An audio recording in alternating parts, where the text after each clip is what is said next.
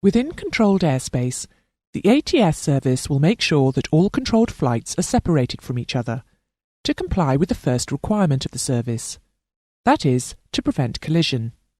Separation can be achieved by vertical separation, horizontal separation, or a mixture of both, composite separation.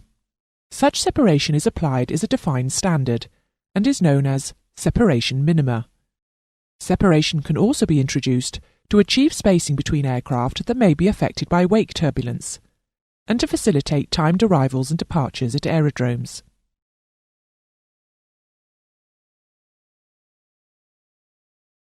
Separation is applied between all flights in Class A and B airspaces, between IFR flights in Class C, D and E airspaces, between IFR flights and VFR flights in Class C airspace, between IFR flights and special VFR flights, between special VFR flights when so prescribed by the appropriate ATS authority.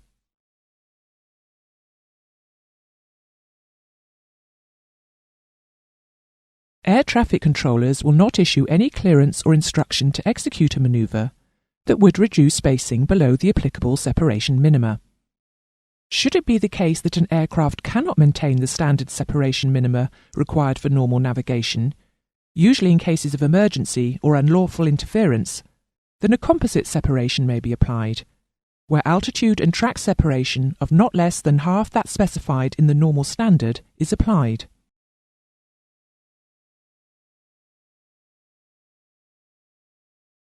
Essential air traffic is defined as that controlled traffic to which separation is applicable, but in relation to other controlled flights is not or will not be separated by the required minimum.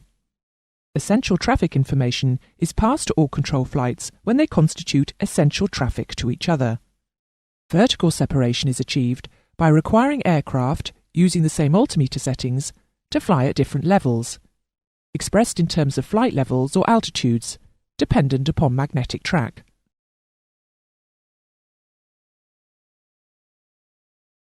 The vertical separation minimum, VSM, is a nominal 1,000 feet below flight level 290 and a nominal 2,000 feet at or above this level, and within designated airspace, subject to a regional air navigation agreement, a nominal 1,000 feet below flight level 410, or a higher level where so prescribed for use in special conditions, and then a nominal 2,000 feet at or above this level.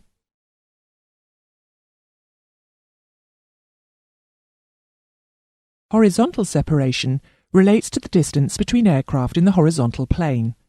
It may be longitudinal or lateral.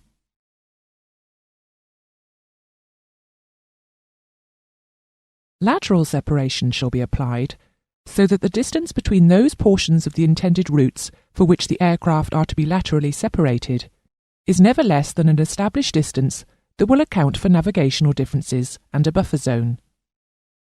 The buffer zone is determined by the authority and is applied to all methods of separation.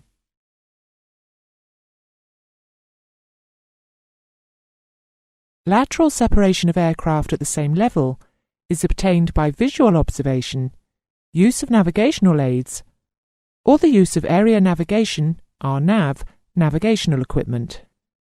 The means by which lateral separation may be achieved include geographical separation, which is separation achieved by aircraft positively identifying geographic ground features to ensure they remain separated, track separation, which is separation achieved between aircraft using the same navigation aid or method, flying divergent track for a distance of 15 nautical miles on differing angles from differing types of navigational beacons, VOR track divergence of 15 degrees, NDB track divergence of 30 degrees, and dead reckoning, DR, fixed track divergence, 45 degrees.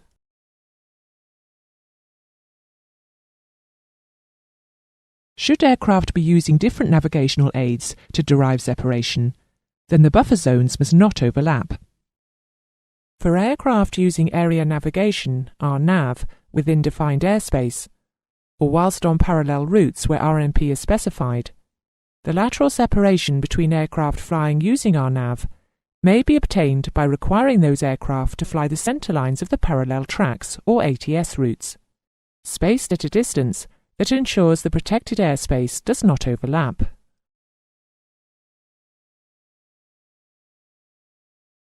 Longitudinal separation is more complex to apply. In procedural air traffic control, not radar control, the position of the aircraft is accepted as the position that the pilot reports. This is obviously as accurate as the pilot and the navigational equipment he is using is able to be. Positions are usually reported as geographic positions, supported by navigational aids or specified radio navigational fixes.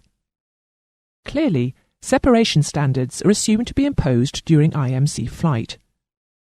When applying procedural separation, all possible errors must be allowed for, and then a safety buffer applied. Longitudinal separation is applied in terms of time or distance. Longitudinal separation is applied so that the spacing between the estimated positions of the aircraft being separated is never less than a prescribed minimum. Three conditions of longitudinal separation situations exist. The same track case applies when the tracks of two aircraft that require separation converge or diverge by an angular difference of less than 45 degrees or more than 315 degrees, and whose protection areas overlap.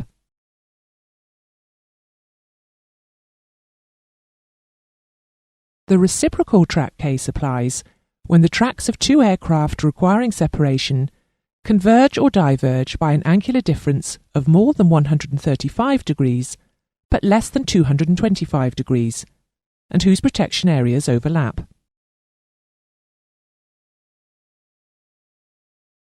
Crossing tracks are defined as tracks which intersect at angles other than those we have mentioned previously.